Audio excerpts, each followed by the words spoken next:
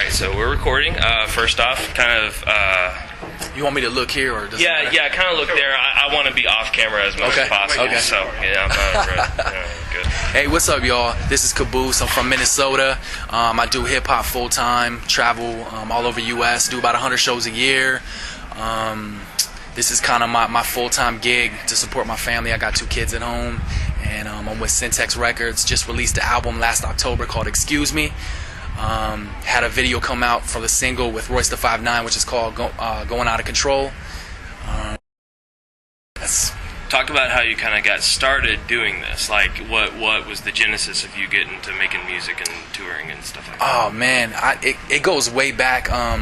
When I was born, my mom and dad got divorced, and we moved to California, and that's where I got my first taste of hip-hop. I heard the first Beastie Boys, it was on vinyl, and then Run DMC, man. My cousin had a vinyl player back then, and he would throw it on. I'd be like, man, this is something different. I like it, and that kind of hooked me.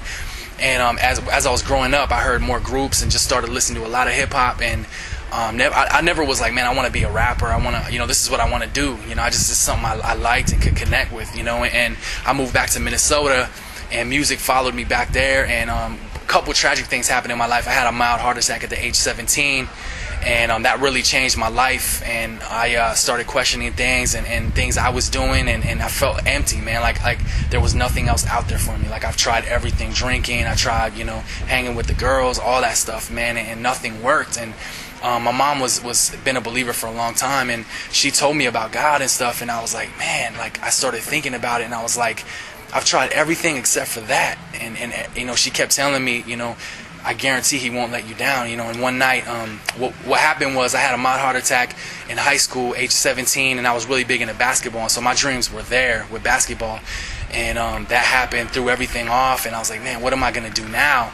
And so I once I graduated, I went to a small college, and got back into the same things, man, and had like a big hole in my chest. I was like, man, I just want to feel this, otherwise I don't want to live anymore, And it got to a point where I seriously thought about just taking my own life because I didn't want it anymore, And I fell on my knees, and I just remember, man, I prayed to God, and I asked Him into my life that night, and I just remember, dude, when I opened my eyes, I said, amen, and things just changed, dude. Like, I felt like that hole finally was filling up, and it was crazy, man. And from there, I went to a small Christian college, graduated with my 4-year youth ministry degree.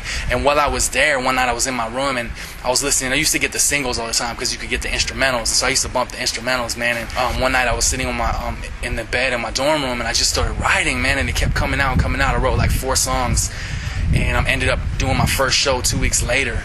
And from there, like, I was just like, what is this? What's going on? It was kind of fun. And then I got connected with the right people and just kept doing it, man. Every opportunity of an open mic that I could hit, that's where I was at, And from there, things just kind of took off. I met the guys from Syntax Records, and it's been an ongoing relationship. We just keep building and building, and now it's like family, man. It's not even, it's a business, but we're such family orientated. It's beautiful, man. And so that kind of is my story of how, I started doing music. And so, how did you get hooked up with Syntax? Like, you said you just kind of... We actually, artist they had, Luke Garrity, had a show up at my college, and that's where I did a show too. And Tim, who runs the label, came out to the show, and I guess at the time he was impressed or whatever, but I didn't. I had another buddy who rapped, and he was like, oh man, I want to sign with Syntax, blah blah blah, and just didn't, he wouldn't be quiet about it. And I was like, man, I'm not trying to be all up in their ear, like, check out my stuff, I was like, man, I meet him cool. And it's kind of funny story, man, because we joke around, like, he felt like I kind of mad dogged him, like, the whole time I didn't talk to him. I didn't, he's like, man, what's this guy's deal, And then we talked about it later because we met at another show when Sackcloth Fashion was still together. I did a show with them, and we ended up talking, man, and he's like, there was a little interest there, and they were kind of going through some transitions and stuff, and I say, man, a year or 2 years later, it got more serious, and I was just like, man, that's a place where I think, I want to be. I went through an independent deal with a small record label, and it was cool. It was a good learning experience, and I kind of had to wait my time, to get off, and then finally I got on Syntax, and since then, man, it's been beautiful. So you just released an album, as you said, and Excuse Me. Yep. Kind of talk about the sound of the album. We were talking before. You wanted it to make it very distinctly yours. Kind of what was the process of kind of weeding out the bad stuff and kind of doing exactly what you wanted? Man, it was like, I think when we did it, what happened was I ended up writing a lot of stuff while I was there recording, and that normally doesn't happen, man. I try to come prepared and, you know, everything ready to go, and so I feel like that stretched me in that fashion. I think they wanted to stretch me too, as far as beat wise and you know, as far as rapping, not just rap. You know what I mean? Mix a little singing in, because I messed with that before, and just kind of make it more, a little more personal, and make it kind of me, you know what I mean, with no strings attached, and not trying to be, you know what I mean, I wasn't trying to fit into a certain, I gotta be hardcore, I gotta be, you know what I mean, now let's do an R&B album, you know what I mean, it was just, hey, let's do a solid hip-hop album that is a good introduction to Kaboose, you know, and so, and that's kind of, that's how I explain it the best, is, hey, that's my introduction to me, you know what I mean, my sound might not always, it'll be in that same vein, but it won't always be, you know, there might be a little bit more singing on the next album, there might be a little more lyricism, there might be, you know what I mean, a little bit, and that's one thing that I like about Syntax, is they're always pushing to raise that bar, you know, and they'll push me like, hey man, you know, like, because when I started writing, it was just writing. It was everything from the heart, and that's, I kind of, if people ask me what do you do, I say heart music, man, because that's, you know what I mean, I hear a beat and I write straight from the heart, and that's what happens, you know. I never knew anything about patterns, different flow things. It would just come out with me writing, you know, little pieces here, and Tim would always be like, man, you can spit patterns, dude, and I was like, what is patterns, you know what I mean, or what is this, you know. He's like, you do it in some of your raps, and I was like, I just write, man, you know what I mean. So that's kind of it's been an awesome process. Like spent about a week out there working on the album, and just I feel like, man, we're on the same page. And you know, you go through the tough times of little writer's block, or little, you know, just I don't know, man, you go through little tough times, you know. I feel like we worked everything out, and I'm really pleased with the album, man, you know. What's your favorite song on the album? Man. Like if you had to pick one and say, listen to that track, what would? I really dig Going Out of Control, man. Everything from the beat to, to having Royce the 5'9" on there, you can't go wrong, you know. And I'd say as a whole song, like that would be the one I'd probably have people check out. And you chose it as the single for your first video, right? Yep. Did you choose that, or was that suggested? It was kind of a given, man. After the track was done and you know what I mean, started being mixed, it was like, dude, this is the single, you know. And it just kind of happened like that. So cool, man. So you say you play about 100 shows a year. Are those all mainly ministry Christian shows, or do you play outside of kind of the Christian industry? We do a lot of I'd say our main thing is we do a lot of outreach events. Like cities will be, you know, a big church will be putting on an outreach event on the streets or wherever. That's where we usually gravitate towards. Mm-hmm. And we do a lot of starting to do more youth conferences, like Christian youth conferences, camps, skate parks, everything. And both my DJ and I are Native American, man, so we're starting to do a lot of reservation stuff. And we do bars and clubs too, but that would be more along the lines of we're on tour and we're able to hit something there, you know. And so we pretty much are open to do whatever, man. I mean, if someone has a boombox in their garage and they want us to come rock, man, we're there, you know what I mean. Do you think that the industry for Christian hip hop is changing?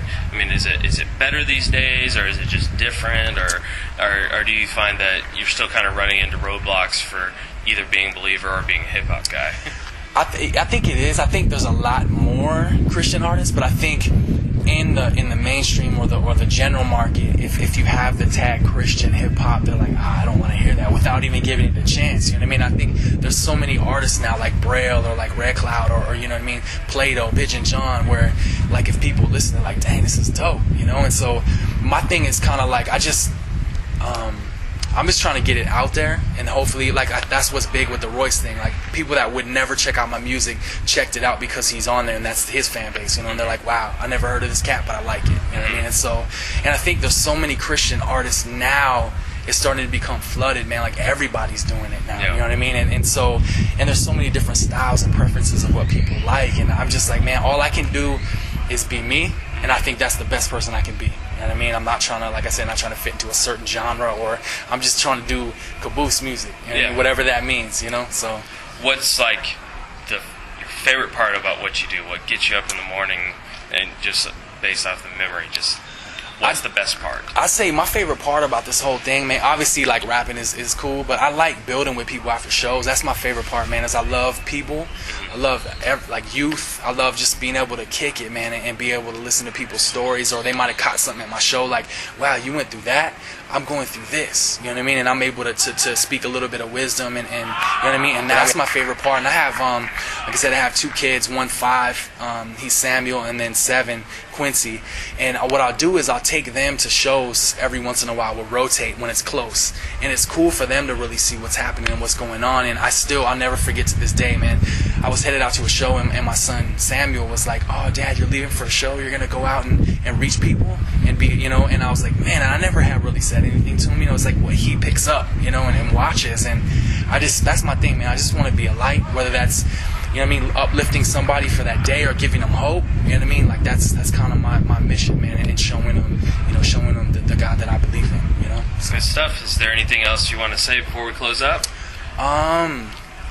Not really, man. I mean, it's a blessing to be out here and do the interview. And I'd say, man, if you haven't checked out the album, you can hear tracks at www.myspace/Kaboose with a K, Kaboose. If you have any questions, get at me. It's just Kaboose23@hotmail.com. Check out the album. Thanks a lot, man. Thanks for